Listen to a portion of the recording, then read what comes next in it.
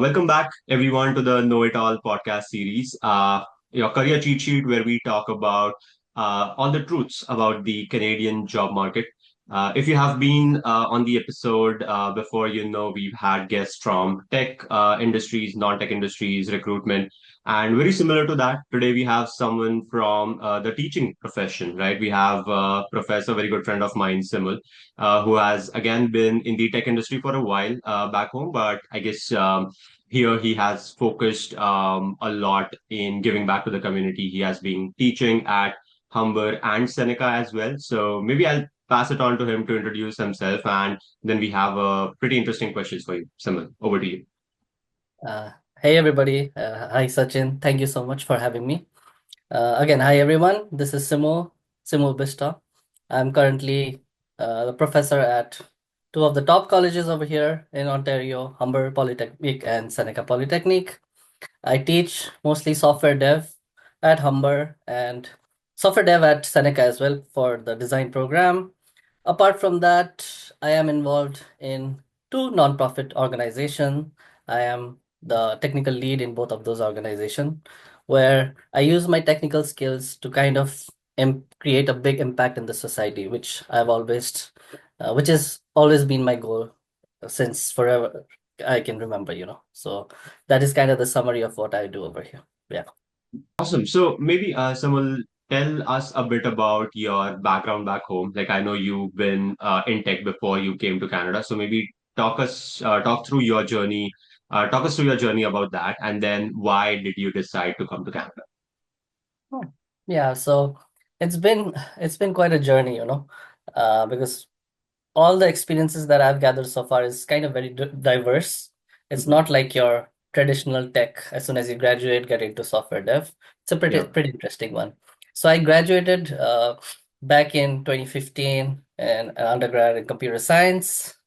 So to be honest, at that point, I was really interested in getting into the networking side of the domain, not just become your Hmm. average software dev, which everybody were aiming and hoping to get, right? Right. Um, I remember in my final semester on my undergrad program, I, along with my friend, we published a paper, on the national Hmm. journal about networking. It was a very new concept, even in the country itself, right? So I was really passionate about that. But again, circumstances do did happen. You never know, right? You don't have control of what's there that's written for you. And parallelly, I also was always interested in the nonprofit side of things. So my goal was to always kind of use my tech skills, doesn't matter networking, software dev, whatever skills I have, to kind of be part of nonprofit organization that would create a big impact, right? So after I graduated, I joined one of the biggest nonprofit organizations in the world. I got into the organization as in within the IT department. And the good thing about nonprofits is like you're not just limited to a certain type of task. It's very diverse. Every day you see something new, right? It Yeah. could be from supporting people to creating the entire internet of within the organization, which I did, Hmm. to Hmm. creating reports, to doing field visits, mentoring people, educating them about the tech and all the vulnerabilities that come with it. Yes. And I worked over there for about 3 to 4 years. Hmm. And within that span of time, I got promoted about 3 to 4 times. And my final position at the nonprofit was kind of, I worked in a wing within the nonprofit, which was kind of like an innovation hub. So it was called Hmm. Innovation Lab, Nepal Innovation Lab.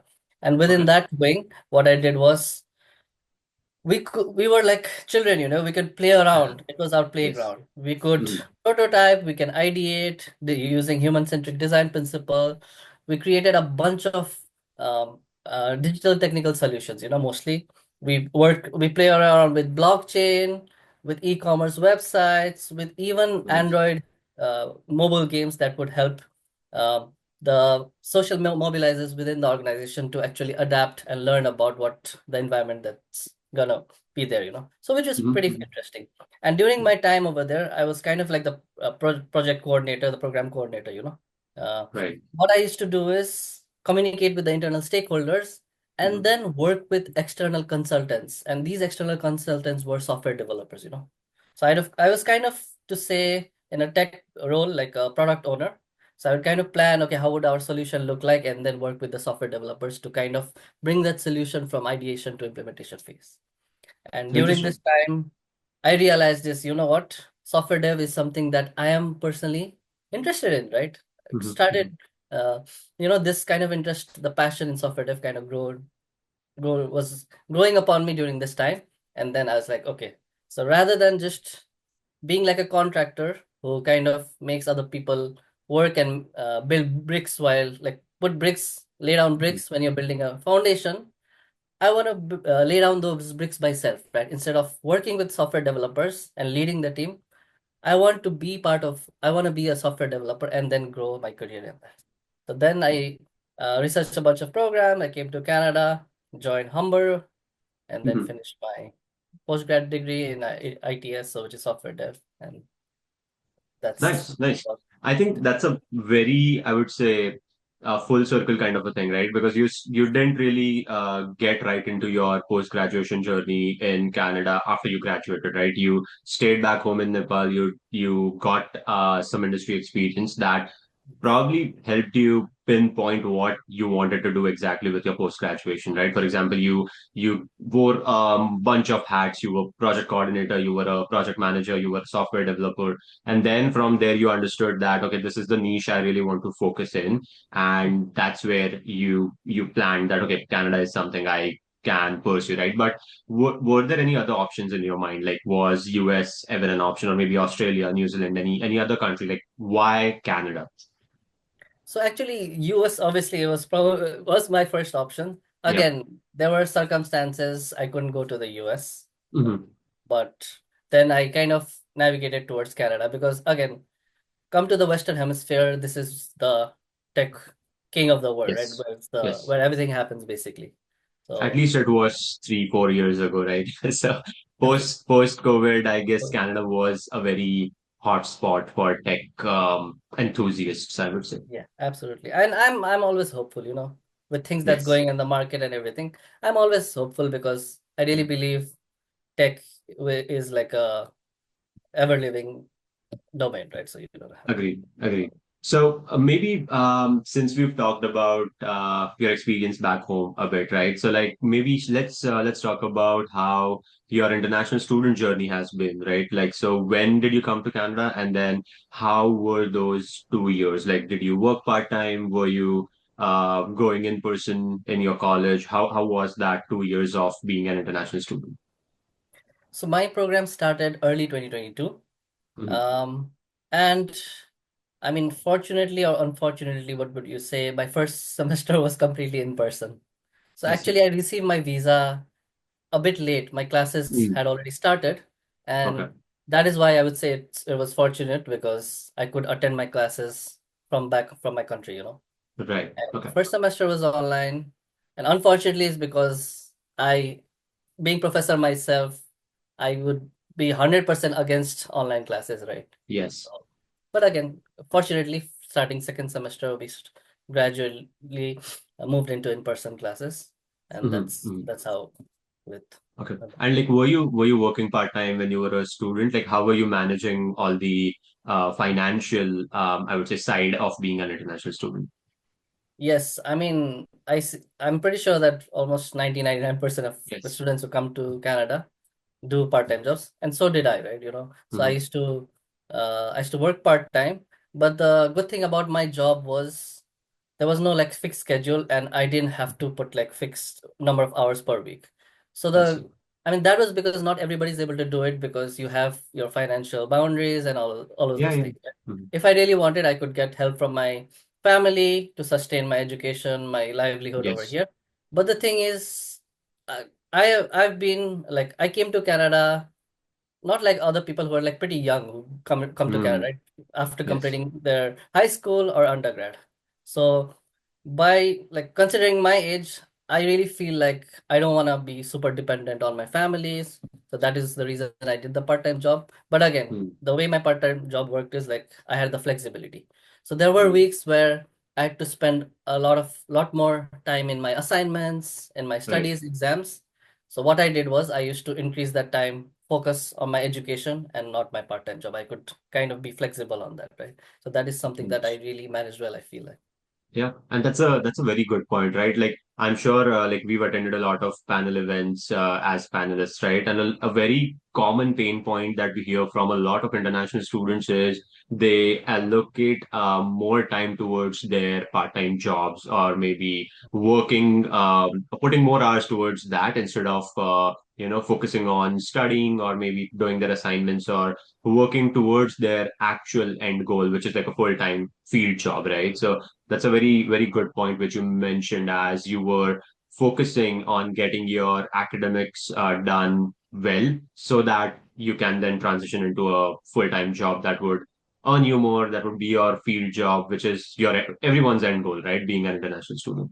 Absolutely, right? Because again, I'm not against any students or anyone who's Sure. doing part-time. That Yep. is because you're dependent on that, right? I completely agree. But my situation, I was a bit fortunate on that.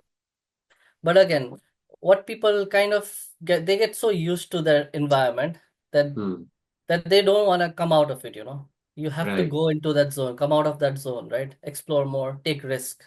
And Yes. the amount of value that your part-time job is nowhere compared to the amount of value that your education gives, right? True. Or your technical skill gives. So Very that true. is what you have Very to true. focus on. I still remember having this conversation with Pushpak Sharma, who was one of the first guests on the podcast. Like if you go back and watch the first episode, he mentioned a very good point is that when we were talking about mentorship, I think that like a lot of things you see out today are like paid mentorship programs, right? Be it one-on-one calls. Even I run a mentorship program on TopMate, and the whole point of charging some kind of money for that is because it yields value at the end, right? And then both the parties are invested in it. For example, if I give it out for free, then even the person who is booking it, majority of them are international students, right? They might not even remember that they have booked a call, or they might not put in that much effort to that, right? So that's a separate part. But one very important thing he said is that you should always have certain chunk of your money which goes into that long-term investment portion of your journey because as you said, like focusing on part-time, you start seeing that money come in, and then that's where you get looped in more, right? Like you feel like you want to invest more hours, you want to earn more, you don't focus on your studies a lot. So that's definitely a very common thing that we've seen in a lot of international students we talk to, and that mindset needs to be changed definitely. And that is where people like you are there, right? Try to Yes, guide that's the social media plan. platform. Absolutely. Yes, no, that's a very, very good point. But okay, so maybe let's talk about this. So you said you started your studies in early 22, right? So once like when you were graduating, how was that period? Like I know Humber is again very the course load is heavy. I myself graduated from the same program, right? So how did you manage the last semester wherein we have such a heavy coursework, and then you also have in the back of your head you also have your job search going on, your full-time job interviews may be coming up. So how did you manage all of So again, I don't really like to remember that phase of my life. it? You know, it Yes, was very stressful. But again, to take a bit of stress is what will push you out of your comfort zone, right? And that is true. why the program is designed that way, right? You Yes. can imagine for the audiences that don't know, the final semester you have 6 courses plus you have like Hmm. almost an internship equivalent capstone project that you need to do. Yes. And you have your exams, then you have your job search, and everything kind of falls together in the same place, and it's kind of stressful. But again, this is something that I always try to teach to my current students as well, Hmm. because you and me, especially when we are in the tech domain, right? People say that you don't really need schools.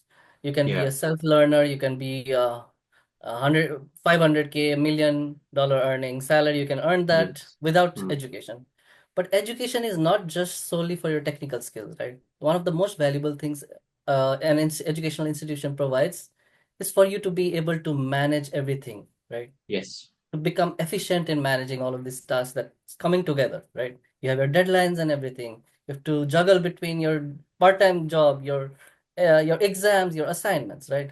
So by Hmm. the time I reach my final semester, I was already good at it because after each Right. semester, I used to kind of recap and see, okay, where did I go wrong? Maybe I could have managed this a bit better, right? So Mm. by the time I reached that final, the fourth semester, I was pretty good at managing everything, right? So everything used to be like on time, like do this. I have Yes. my timetable. I need to finish this assignments by this time. And then Mm. again, being fortunate in that managing that part-time work also kind of helped, you know.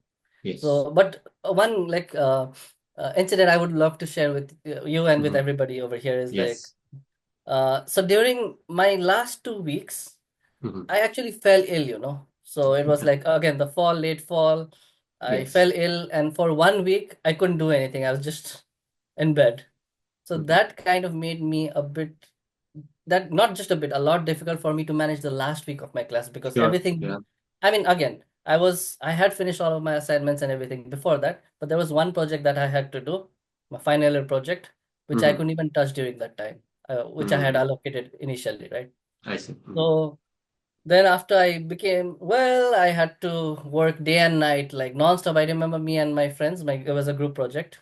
We Yeah. started in the morning of probably it was Saturday, and I guess we didn't even sleep that night and worked the entire day and then the entire night the next night and then slept early in the morning. Wow. And again, no cooking, nothing, just get food from outside, which kind of impacted me a lot at my final week, you know, health wise. I remember in Right. one of my exams, I kind of almost crashed, you know, I felt very dizzy. I started, you know, Mm. my peripheral vision kind of I started losing in Yeah. my final exam. So that was a crazy incident. But again, that was a situation I couldn't avoid because of. So again, to everybody listening to this, make Yes. sure you try to manage your time efficiently, and please, please, please take care of for your health, especially when there is stress. When there's all of these external environmental factors, it really tries to bring you down, right? So you have to be strong. Yeah. Very well said. Very well said. And I complete like obviously like everyone knows that you should be managing your work on a timely basis. You have to submit, but it often happens, as you said, that there are certain factors that you just cannot factor in, right? Like you fell ill, you had to do something urgently, so all those things will always come in, and you cannot plan around it. But Mhm. then, as one thing that was good for you is that you already had, let's say, 95% of the work done before that, right? So you just had to focus on that project which was left.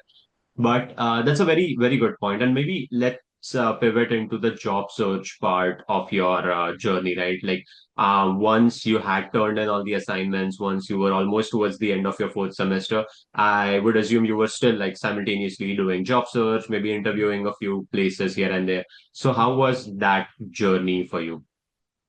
Yeah. Again, one of the amazing things that Humber taught us is the career and connection course, right? Yes. Yes. Because job search is not something that you just start today and then you'll get job in the next week or in the next month, right? Yeah. There's like a process to it which will take you weeks, months, if not years, right? You have Sure. to build your LinkedIn, you have to build your resume. I mean, it's been more than a year I've graduated, I'm still working on my resume, right? Yeah. So that is a process. So by the time I reached my final semester, I had a decent LinkedIn, I had Mhm. a decent resume, and I was still working with my seniors, you, people Yeah. I know in my connection, especially on LinkedIn, and they were helping me with my resume, right? So that was going on. But one thing I really, again, I am not super proactive. To be honest, I'm not really super proactive in applying to like hundreds and thousands of jobs, like as my friends Mm. did, because Yeah. I see a lot of people, they say it's a numbers game, and which Mm. some to some sort extent it might be true. I Mm. was never a believer of a numbers game, you know. So I Mhm. had been by the time I graduated, I had a decent network on my LinkedIn so Right. that I had like genuine connections on LinkedIn so that I can go and ask them like, do you have any connections? I wouldn't, I would be sure that I would get a reply from them, right? So I have Mm-hmm. connections, especially you, right? We met through Yes. the career connection, the events, whatever in the final semester, right? So that is something that really gave me a plus point. And then Mm. again, at the end of the day, even if you have good connection, you still need to apply, maybe Sure. get referrals, apply. Just even if you feel like you might get rejected or you might not even be called for an interview, then Yeah. you will reach out to the recruiters or even the person who referred you, and then you'll get an honest feedback, right? If Mm-hmm. you're not getting any feedback, then your next application, there would be no difference, right? And there's Correct. equal Yeah. chances of you getting rejected. So how are you able to incrementally improve your chances of getting a job, right? So that is something that I feel like I did. And Hmm. yeah, so that was my Okay. journey.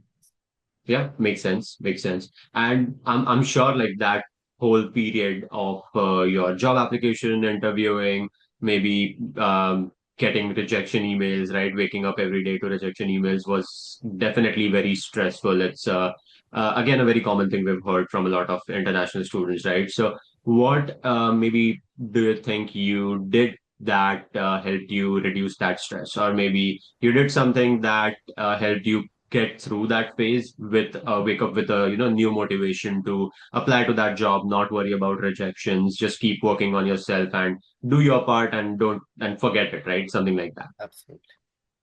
Again, right, you might be hearing answers that are pretty common, right? How do you deal Hmm. with this?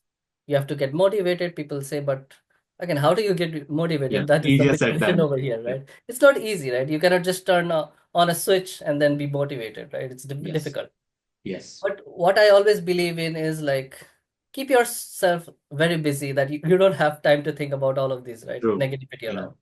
Hmm. So apart from all the courses that I had in the final semester, the capstone, I was also already part of a non-profit during that time. Okay. One, and then I also had a part-time job that was actually provided by one of my professors at Humber. So Okay. I was working to build one application. It was like a part-time contract job Hmm. that involved a bit of AI and all. So I was Okay. doing that, and I was also working for a non-profit, a volunteer position, and we were Hmm. building like a social media platform. So Nice. I was already like very positive in that because I knew whatever I was contributing over here, there would be a big social impact, right? That is something that really brings me happiness and avoids all of these like negativity and everything. Hmm. And the other thing is with the part-time job that I have regarding this AI, the app thing. So both of these actually really helped me to kind of get away from that negativity and have that Hmm. motivation. But other than that, again, as a human being, there are times you get demotivated, right? Yeah. So my mantra, whenever this happens to me, is I just attend events. That's all. Nice. When Yeah. you're demotivated, when you're doing constant lead coding, algorithm questions, or preparing for interviews, you get tired, right? So what I do, I just go out to events, meet people, and then you talk. You just don't Yes. talk about technical things, whatever, like your journey, right? Yes. And then what happens is you see maybe they have been in a position, the position that they have reached, they have done 10x times the hard work that you're doing right now. Correct. And then listening to that, it really makes you humble. You're like, Yes. Yes. he can do that, they can do that, she can do that, then why can't we? Why can't I do that, right? So Yeah. that really kind of helps me motivate. And I've done that so many times and I still do that. Yeah. So that No, I completely agree. And I've seen you doing that, right? We've attended a lot of events together. I've seen you going to a lot of events and then sharing about that on LinkedIn. So that thing definitely helps a lot. Wherein, uh, first thing, as you said, you keep yourself busy. You don't give yourself room to get demotivated or spiral down that road. But again, as you said, being a human, it's very common to feel disheartened, to feel seeing so many rejection emails, feeling as if you're not good enough, you're doing something wrong, basically, right? Which most of the time is not the case, right? For example, I remember when we had a chat about this, the job market was at its lowest, right? There were no jobs out there. The congestion was so much that even people with 10 years of experience were applying for the same role that you would apply to, right? So again, there are various factors that play into your job search process, right? And obviously, the market conditions play a very important role in that because obviously, if there are not enough jobs out there, then it's going to be a while that you crack the code and you get that job, right? But one interesting thing that I heard when you were just saying about your part-time job, right? So maybe let's talk about that. How did you get that contract position that you were talking about? Yeah, that was a pretty interesting one, right? So again, Mhm. I've always been telling everybody that believe in the power of networking, right? Yes. So this is something I've realized.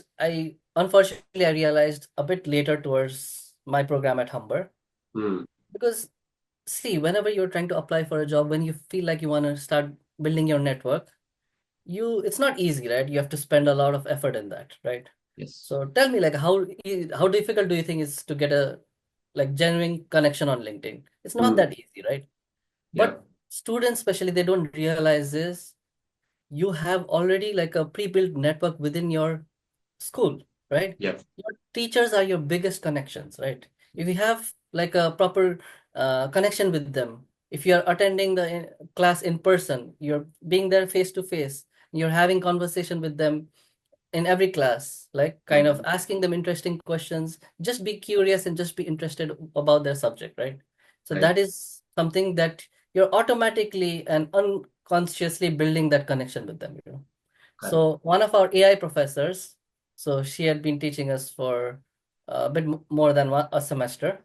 So Hmm. she really found out, like handpicked a bunch of students from the class, and I was one of them. And he was like, okay, you guys among the rest of the class are really passionate about this course and all. So Yeah. there's one idea that I have, and I want to build a prototype with this, and we have fundings and as well. And can we just start working on it? Again, there was no Nice. interview, nothing, right? We Nice. directly jump on it, and it was a research position. We researched a lot, built up Hmm. it to research a lot. But that kind of the opportunity opened up by itself, right? Right. So because of the connections that we had at the college. Yeah. Nice, nice. That's really interesting. But then again, as you said, only a few handpicked students were picked, right? So again, that only happens when you are visible in that crowd of 50 students, right? So I'm sure you did something that was visible to that prof. That okay, Simul is one of the students that I have to pick, or this X student is someone I should pick, right? So Mhm. was there anything specific that you were doing, or like how is it that you were picked and maybe 10 of the other students were not? So two things I would say. One thing is, Mhm. again, you have to be academically sound, right? That is for sure, and that the evidence is there itself. And the next Mhm. thing is during our uh, classes, we used to be like super interactive, right, with the Yes. professor. We used to ask her, okay, professor, like this is something really interesting.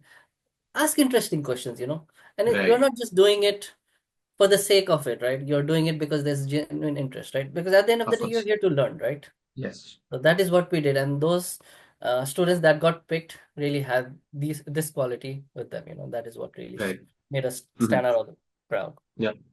Yeah, makes sense. Makes sense. And I guess that's again very important, right? Like a lot of international students that we work with, they are very, I guess, I wouldn't call it scared, but they are passive, right? They're not Mhm. proactive or actively taking part in such conversations or initiating such conversations in the first place, right? Which is where you're losing your opportunity, right? As you said, let's say you were not visible, you did not ask questions, you did not show that interest, then you might not have been picked up for that Yeah. position, right? So very, very important to be visible. And I guess that stays constant throughout your career growth, right? Like even at BMO, I've been there for over 2 years and I have like made sure that I'm visible to my manager, to his manager, and even sometimes his manager as well, right? So you're going like 3 levels up the hierarchy. And I remember this one thing that's one of the fondest memory I have is since I joined BMO, I did attend a lot of events, corporate events, right? So I used to post about it on LinkedIn. We had a team lunch sometimes. I had a few pictures about it. I shared my experience over there. And then we have a yearly town hall meeting, right? Wherein there are like Yeah. Yeah. everyone from the whole digital core vertical is there. And then, as I said, my manager's manager was there. And then I just went there to say hi. And because I remember having a chat with him way back when I was hired, right? Mhm. So he was like, hey, I know you. I see a lot of your posts on LinkedIn talking about BMO. You're doing Right. a great job. So see, I did not even start a conversation with him, but he already knew who I was because of my visibility, right? So that's a very, very important thing, which again stays constant. It's not just till you get a job or till you get that position, right? It has to stay constantly there with you in your process, and that's really going to help a lot. Yeah, I mean, Right. I completely agree with what you said, right? They Mhm. necessarily don't have to react to your LinkedIn comment or post Sure. or something, Yeah. but you're making sure that you are constantly appearing on their feed, right? So Yes. Yes. that's what's going on. So Very true. it's something that I highly recommend. I always encourage my students, right? Specifically, as you said, right, international students are a bit reserved, right? Yes. A bit neutral on that fact. But again, this is our pre-high school phase, right? It's not like anybody's gonna judge you. You don't need to be embarrassed. I would Yes. say embarrass yourself, Don't worry about True. anything.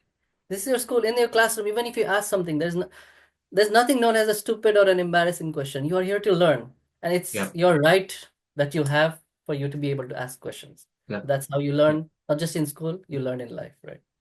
And better to do it here than to do it Absolutely. in the outside world, which is Absolutely. even more brutal, right? Like people Yeah. will literally like chew you off if you Mhm. and rather obviously it makes more sense, right? Because once you step out in the corporate world, they have certain expectations from you that okay, you should be this much prepared at least.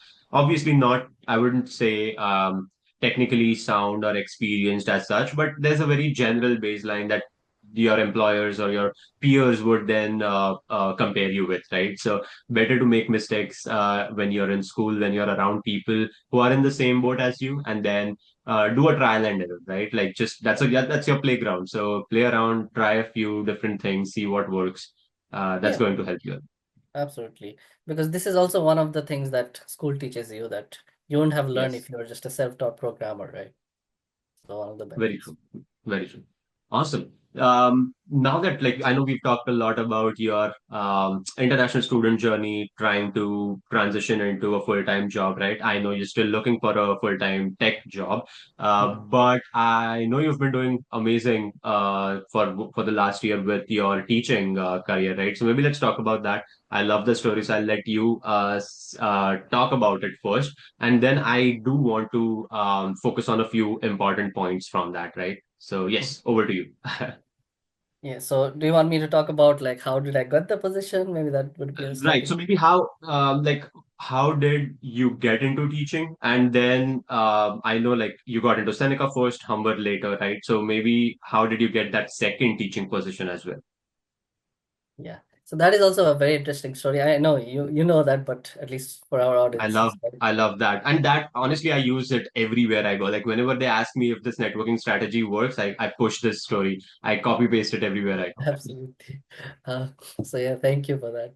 Again, so my passion of teaching actually came back from my home country. So again, my willingness to kind of contribute to the bigger society, creating that huge impact has always been there, right? So that's why Yes. back in my home country, what I did was for over 3.5 years, I used to teach underprivileged children every Sunday. It was a Sunday school. I used to Nice. teach them anything involving computers, maybe a bit of Microsoft Office, a bit of HTML, a bit of CSS. So that's Mm-hmm. something that I did for over 3.5 years. Wow. And I was building that teaching skills from there, right? Mm-hmm. Because again, if I were to ask you, can you teach something to a person versus a kid? Mm. It's way difficult for you to teach someone who's a bit younger, right? Yes. Yes. So that is a skill that I was like unconsciously learning during that time on Right. my teaching back home, right? So I had that experience, and while I was studying at Humber, I used to love kind of helping my friends to understand different difficult topics. Yeah. And I've had so many friends tell me that, you're really good at this. Maybe you should become a Yes. teacher, or maybe were you Nice. a teacher before?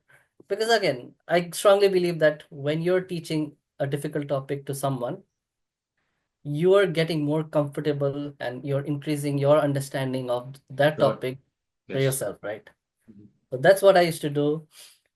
And then this is around few months after I graduated. So I graduated during the fall, Mhm. and fortunately, again, I had the connection with you, and Yes. there were so many things that I did to get that connection of yours, Right. right? We can talk about that later if you want. Mhm. So I met you at an event, and then Yeah. you're like, "Oh, Simul, you remember?" I mean, I don't know if you know, I actually started teaching at Seneca, a part-time Yeah. professor. You told me that. I was like, Mhm. "Oh, wait, I didn't know about that. Oh, that Yeah. was amazing! Like, congratulations!" And you're like, there's a position open up over there. My program coordinator asked me to take another course, but I don't have the time. Are you Yeah. willing to do that? Are you interested? I'm like, any opportunity that is there, Yes. that is somewhere around the tech scenario, right? And that will Yeah. help me to upskill. I would love to. right? Because I always had a passion for teaching. Yeah. And then okay, and then you kind of connect me with the program coordinator at Seneca via email. And I remember I also share this story everywhere I go. I Nice. always tell everybody when I talk about this story is that Sachin on his email said just one line that really Right. stands out to me. I vouch for Simul's technical skills, not just Hmm. technical skills, but his interpersonal communication and everything. Right. So that the word vouch was there. Okay. Right. And then the program coordinator reaches out to me and she was like, Simul, let's hop into a call. Then we can just explore your experiences. And Mhm. then similar conversation happens. It was like a half an hour call. And Right. she was a very jolly person and she Yeah. loved my She's a interview, fun right? person. Yes. Absolutely. And she's like, Simul, I remember she telling me this. Usually software developers are kind of very reserved and they Hmm. don't really like to express, Yes. but you're completely different. And I Right. really like that about you. Because when you're applying for a professor position, doesn't matter even if you're the best programmer in the world, if you cannot Yes. communicate the idea, make it very easy for the students to kind of absorb that material or your teaching, True. then Yeah. again, you wouldn't be a professor, right? True. So she said, like, okay, I found that characteristic amazing about you. But again, to be honest, we are kind of interviewing other person as well. Yeah. So we'll let you know in a couple of weeks, not June. I was Right. like, okay, thank you, but thank you for the conversation, for the interview. It was amazing. And then few weeks goes by, 1 week goes by, 2 weeks, 3 weeks. I don't hear anything back. I was like, Right. okay. So either there are two possibilities. One thing, I'm probably rejected. Hmm. That's why they didn't reach out to me. Or the next Right. option would be maybe they like me so that I would hear from another professor because I haven't had my technical interview, right? This was just a Right. conversation I Makes had sense. with Yeah. the coordinator. 5 weeks goes by, then I just receive an email, Simul, welcome to Seneca. And Nice. this blew my mind, that is, see, doesn't matter even if anyone says, believe in the power of networking. Even I've said that a million times, but you really see this in action once that happens to you Exactly. personally. Exactly. And that was amazing. I was like, what? Where did the technical interview go? What happened? Right. And then Hmm. this takes me back to your email. I vouch for Simul's technical skills, Hmm. Hmm. right? Hmm. That was more than enough. Right. They don't even know, right? If I know this course or no. But I Correct. know Yes. they took your word for it because Yes. you wouldn't recommend anyone who you think could not, right? So True. that True. the vouch referral, you being able to vouch someone was amazing. Yeah. So that is how I got a professor job at Seneca. Again, huge thanks to you, No, right? of course. It's and Yeah. sorry, just to maybe jump in here before you move to the Humber Mhm. part of your story. So, uh, again, from my perspective, right, like as Simul said, we met at a lot of events. We went to the AWS summit, we went to Collision, we went to a lot of events together. And even like when we went there, we used to actually enjoy, like we went around talking to people, we did a lot of Yeah. networking. Mhm. In a very recent event, Collision, when we went, we heard the the CrowdStrike story, right, which was again like it doesn't have to be like a transactional relationship that you build, right? Like we've been very like we've become very good friends, in fact, after going to such events, right? So me referring him to a position was completely based on his skills and me knowing that he is proficient enough to take on that job. Because I think the very first time we met was obviously the career connection class, but then we built that website for one of Professor Mina's events, right? So that's where I actually like I saw you in action working on the skills. I obviously met you at the events. I knew how your communication skills were. We talked about your previous experience teaching, doing a nonprofit. So all of this helps me build an image in my head that okay, this person fits perfectly for this role that particular organization is looking for. And Seneca just happened to be one of those, right? Like I was already working there. I was obviously not going to be able to take on additional workload. And then when I was asked this question, the very first name popped up in my head was you, right? So all of this again, I guess, comes together like it's a full circle. As you said, when you see it in action, you believe it even more. And the same thing happened with me as well, right? Like even how I got into Seneca was Yes. a complete, I would say, I would hardly say it was a 3-day process, honestly, Mhm. right? Like there was one weekend I simply saw a LinkedIn post by Jasmine, who is our program coordinator, right? I think she reposted it, but someone else had posted it originally, right? So I simply reached out to her. I reached out to the actual person who posted it, and I received a reply back from Jasmine saying that, okay, we like, let's connect, let's have a call together, this and that. And then when we hopped on call, we hardly talked for 30 minutes. She walked me through what the program is.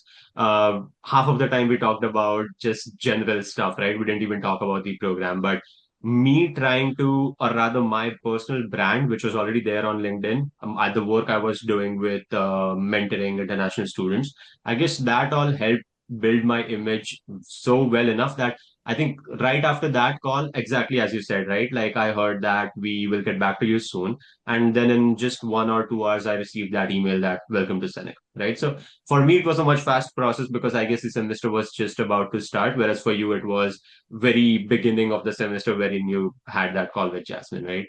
But yes, so again, at the end, when that networking part actually plays out, you see that in action, you see that work for you, you believe it more. But hearing all these stories, I guess, should probably give you the proof that the process works, right? So you just have to believe it. For sure, for sure. Right. So whatever I've done to make a strong connection with you, right? It's not Hmm. an easy process. It was not just Sure. a week's process. It was Yep. months, even years, Yep. right? So Yep. that is actually, I think that that should be everybody's goal in trying to build connection, right? Yep. And but it's not possible, right? Do you think I can kind of go hang out with everybody on my Right. LinkedIn? That's not physically Right. possible. So that is why you need to start posting on LinkedIn, right? Yes. You're kind of creating that connection virtually, right? Yes. So that is, I mean, that Agreed. is way Agreed. more practical than you trying to hang out with all of those, attend events and all, right? So Yeah, completely makes sense. But yes, sorry, please continue with your humble yeah, part two of your story. yeah, okay. So now again, so our professor, the lovely Professor Meena, shout out to Professor Yes. Meena. Yes. So she was our career connections professor at Humber. Mhm. Uh, So I told her, like, because we were very close, and I told her, okay, Sachin helped me to get a job at Seneca. So proud of that and everything. And she's like, oh, I'm so proud of you. But, Yeah. she got a bit jealous as well, I feel like. I don't know. Sorry, Professor Meena, if you're listening to this. Yeah. It's like, how can Humber not kind of respect its own graduate, its own Right. talent? You should be Yeah. a professor at Humber too. And Yes. I remember she sending me any vacancies, openings she saw at Right. Humber. She used to send me on WhatsApp, Yeah. apply to this and that. So now I remember she sent me a post shared by the dean, right, I see. Francis. Yeah. So he was really looking for a bunch of part-time professors. And then she's like, apply, Simul, apply. Then Mm. I reach out to Francis, the dean, on LinkedIn. I send out an email to him as well, expressing my interest. I told him that I'm teaching this course in Seneca as well, so I'm interested in Right. a similar course, which was one of the options they had. Mhm. And I get completely ghosted. Mhm. So I no, see. no emails, no LinkedIn response. And I can imagine, right? He's a dean, he must be super busy. He's getting like Yeah. thousands and thousands of messages. Yep. I was like, okay, it's okay. If that was not meant to be, it's not meant to be, right? Yeah. Then few weeks goes by. This was like end of December. Mm. Just few days, like maybe a week prior to the next semester, right? The winter semester. Mm. And I again see another post by the dean. I see. And the dean's like, okay, due to last minute cancellations, we still have a bunch Mm. of positions remaining. And I could sense from that LinkedIn post that this was an emergency because it was Right. like a couple of days, at least a week remaining, and it's Sure. gonna be difficult for them to find a professor, right? And Sure. I knew, right, this is my best shot. Yeah. I again send out an email, send out a LinkedIn message. It took him less than 10 minutes to reply back, and he's like, Simul, can we hop Nice. into a call? Okay, Nice. I'd Nice. love to. Let's do that. So we hop into a call. The process was a bit different from what it was at Seneca. So the Mm. program coordinator was also there. The dean was also there. So this was kind of like a bit proper interview. Interview. Right. And the program coordinator kind of asked me a bunch of technical questions, right? This and that. So I told them that, okay, I'm interested in the same course that I'm going to teach at Seneca. And Right. they're like, unfortunately, Simone, this has already been taken. I see. You need to Mm. choose the other subjects if that's your expertise. Mm-hmm. And if I really wanted, I could choose, right? But again, I don't want to choose a course that I don't feel like I'm like super confident Sure. in and Exactly. I'm like an Exactly. expert in, right? Because Yeah. it's at the end of the day, it's a bunch of students' lives that you have Yeah. control over. Sure. Sure. So I was like, okay, there is one Spring Boot Java course, and that is something I really love, right? Spring Boot. Hmm. I Yeah. I can teach that. And the coordinator, program coordinator, she started asking me a bunch of questions. I had no way prepared for that interview because Spring Boot is something I hadn't taken a look at for like at least 2, 3 months, right? I see. It was not fresh. Hmm. But I know what kind of helped me get that job is because I had my GitHub ready. I had my I see. Spring Boot projects over there. I had Hmm. my strong LinkedIn over there. I had my Yeah. strong resume.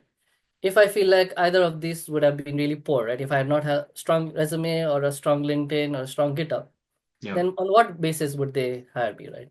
So I was Correct. Yeah. prepared, even though my interview did not go amazing because I was not Hmm. prepared for Spring Boot, right? Sure. Yeah. But I had all of these evidences that would back my skills, right? And Interesting. then we did the interview. I showed him this and this. And again, I was like, my grades were also amazing in Spring Boot course, right? I mean, Sure. overall Yeah. course was also again Dean's List every semester. And then we had the interview done, and within the next hour, I get an email, welcome to Humber. So Nice. Yeah. at this point, no way I was expecting I would be a professor, that too, two of the best colleges over Right. here. Right. And within a span of weeks or months, here I was in. So that was the Nice. journey. Amazing. And that, I think this should be like a motivation story for everyone, right? Like not just one, but two jobs in like maybe a span of 2, 3 months, I would say, right? Yeah. Which has to be like a very good motivation for all the early career professionals, not just international students out there, right? Mhm. And again, like all of this, bringing it out in front of you as it happened, very raw, very true incidents that happened is the whole point of this podcast, right? Wherein uh, we really want you to understand the power of all these things that everyone talks about, and maybe it's very as we said, right? Like it's easier said than done. Like Yeah. keep your LinkedIn updated, do this, do that, do certain amount of connections every day. Obviously, that's not possible, right? You're human at the end of the day. You get tired, you don't see the results, you drop that idea right away, but please, at least with respect to networking, with respect to building meaningful relations, with respect to building your personal brand out there, you should keep working on that. You should be consistent with that, right? I think, Simul, you were also uploading YouTube videos solving DSA questions, right? So I like some kind of content creation, I guess, is always necessary. And again, like now, since you're a professor at two colleges, I'm sure a lot of students are also inspired by your journey, and your career trajectory has definitely been very inspiring. Yeah. Yeah, for sure, Satya. Again, when you said about posting contents, I know here is this again same mindset that your younger students have, right? What if someone judges me, my article, Yes. my videos on LinkedIn? Yeah. Again, LinkedIn is not like any other social media. You usually almost every time you get positive, constructive feedback. Right. Yeah. And again, I've been telling this forever since forever. Doesn't matter, even if you are not, you don't have to be an expert to post on LinkedIn about a Hmm. topic. Even if you aren't an expert, if you have some knowledge about it, please post it. Yeah. There are other experts on LinkedIn that will help you go into the right path, that will correct you Right. if you have any mistakes. And Right. that is one of the best ways to learn, Right. right? Just Yeah. post about some topic on LinkedIn and you'll learn a lot. And then again, like there could always be some, like, imagine a kid out there, right, who wants to get into tech, and Mhm. looking at your post, he is inspired by that, or he learned Absolutely. something new out of it, right? So it's not that you are only posting it for the sake of, like, let's say getting a Mhm. job or maybe getting a connection with someone higher in the chain, right? It could be you inspiring someone who is completely new to the field, or you inspiring your peers who are from the non-tech background and who want to grow in tech, right? So it's always, I guess, for international students specifically, I know you already do this at Seneca and I think at Humber as well, that you ask students to create a video of their assignments explaining what they did, right? That's an amazing way. That's a ready-made content for you to post out there. Like just push that video out, talk about it on LinkedIn, write a small post that this is what the assignment was, these are all the things I did, and this is how it helped me, these were the challenges, this is how I solved it. An amazing format of you explaining all the things you applied, right? Problem statements, solutions, maybe group work. If you did a collaborative effort, right, that shows teamwork, Absolutely. leadership skills, communication. So you just have to find out, or rather start somewhere, as you said, Mhm. and then you have to be consistent with it. Yeah, and you don't have to give it a lot of effort, right? Yeah, While you're doing your school work, you can actually leverage your school work and slowly build it up so that by the time you graduate, you have like an amazing LinkedIn or yeah, amazing resume, amazing yeah, GitHub, right? I'm not yes, asking you to do 7 hours or 20 hours of work, like right, side project every week, yeah, right? I know school might be heavy, right? If hmm, possible, do it. But if it's yeah, not possible, leverage your own assignments, your school. Try to implement something extra, whatever you have yeah, learned, you can add on top of it. You can implement a concept that the professor hasn't taught, right? yeah, That is something that will really show you your ability to learn and your passion. There was one software developer, I did a coffee chat, and he uh-huh, told me that you don't really, if you know how to write a for loop, I think you're a decent enough programmer.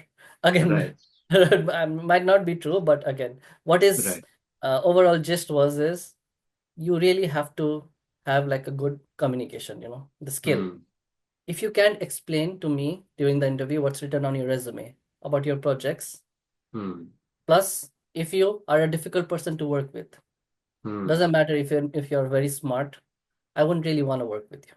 sure, Imagine this, right? Even if you look at how your friend circle is, right? hmm, There might be one of your friend who's the smartest guy on this planet. But if you keep on arguing with that person quite often, you might probably not be friends, right? yeah, At yeah, the end of the day, there's human aspect to it, right? Because yes, we are just not robots. We are not just working to get something done, right? yes, This kind of, I mean, I always believe that work is kind of part of your second family, right? It's like a second yeah, home yeah, because you spend considerable amount of time in your life and your workplace, right? yeah, So is it too much to ask for you to have like an amazing workplace, amazing colleagues, fun to work with, right? yeah. So be that person, Very yeah. true. And I guess same concept applies to networking as well, right? For example, if you are trying to, let's say you already are connected with a person on LinkedIn and you see them at any in-person events, then if you have been constantly bugging them with referrals, or like just trying to bug them enough to ask for referrals, then even they have a, like, in the subconscious, they know, okay, I have to be, like, away from this person. I don't really want them to be a part of my network as such, right? So that's where building meaningful relationships, I guess, comes into picture, wherein you're not just doing it for the sake of those referrals. Like, sure, yes, that is one of the reasons why you're connected with that person, right? But maybe there should be also a more, I guess, deeper reason for you to learn from their experience, from their journey, or maybe you really want to know how they got to the position that they're working in today, right? So all those things contribute to you uh, getting better at networking, and then like, building meaningful relationships. Yeah, absolutely, right. Again, at the end of the day, you have to treat your connection as connection, right? Not Sure. just ask for a referral. If you get a job, Right. you don't get a job, disappear from their lives until you Correct. ask for the next referral, right? It doesn't make Correct. sense, Very right? true. Right. Very true. Again, it's not just one-sided, right? You have to Yes. get inspired from the journey, understand, learn from the journey, maybe try to comment on their post, something maybe that Mm. really intrigued you, right? Try to Right. have that conversation. Absolutely. Very true. Very true. Okay, I see we're almost at time. So maybe one last question that I ask all my guests, right? So Mhm. maybe if there was one golden advice, or maybe a bunch of few advices that you would give yourself from, let's say, 2, 3 years ago when you landed for the first time in Canada. So what would that be? So the first thing is me landing in Canada has done wonders for me. Yes. The growth I've achieved in the last 2 years, 3 years, Yeah. I don't think I would have achieved this in a decade if I was back home. Agree. I completely agree with myself as well. Like, same thing for me. Absolutely. Yeah. So what I'm trying to say is, again, there's a Denzel Washington uh, quote that I always Right. love, my favorite quote. To get something you never had, you have to do something you never did. Yeah. Very well Take said. risks, take calculated risks, Yes. right? So if you don't go out of your comfort zone, you don't grow as fast as you could, right? As your potential. Very true. So just Yeah. do this and please don't be demotivated. Always network, always upskill. Both of these, if you do parallelly, you're gonna be successful eventually. Yeah. And at the end of the day, even if you see like way successful people, you might be actually happier than they are, right? You never know. Yeah. The Yeah. point of where your career is at the point, you might be even have more satisfied than they are. You never know. Very true. Right? So I feel like everybody is always looking for a better position at any point in time. Yes. It's not just new Yes. graduates who are looking for jobs, you know. Yeah. So, but make the best out of it, stay motivated, network, and all the very best to everybody. Yes. No, very well said. Very well said. To do something you haven't done before, you should like you have to do something new, right? You cannot just follow the same process and expect that you will reach a certain point which you have never seen. So very well said. And I guess that does wrap up our podcast for today. So again, thank you so much, Simul, for coming here. Again, we'll put your socials in the description, and everyone, please feel free to reach out to Simul if you have any questions specific to getting into teaching or maybe just in software development in general. But Mhm. yeah, this was amazing. And I hope to see you soon again on the podcast. Yeah, thank you again, Sachin, so much. It's a pleasure to be here. Again, thank you so much for having me. And again, it's always a pleasure to be able to talk to you, to hang out with you. Every time Yes. I kind of, again, also part of me getting motivated, right? Yes. This is Yes. there again. And for everybody who's watching this, thank you so much for watching till the end. Again, I have decent amount of connection, but I always try my best to try to help anyone who kind of approaches me on LinkedIn and all. I'll try my best. Doesn't matter if Yeah. it's late or early, and I'll do that. And thank you again, Sachin, for doing this amazing job. Probably helping a lot of people in the community That- to That's stay the plan. motivated to be successful in their career. Thank you. Awesome. Thank you so much, Simul. All right. Thank you, everyone.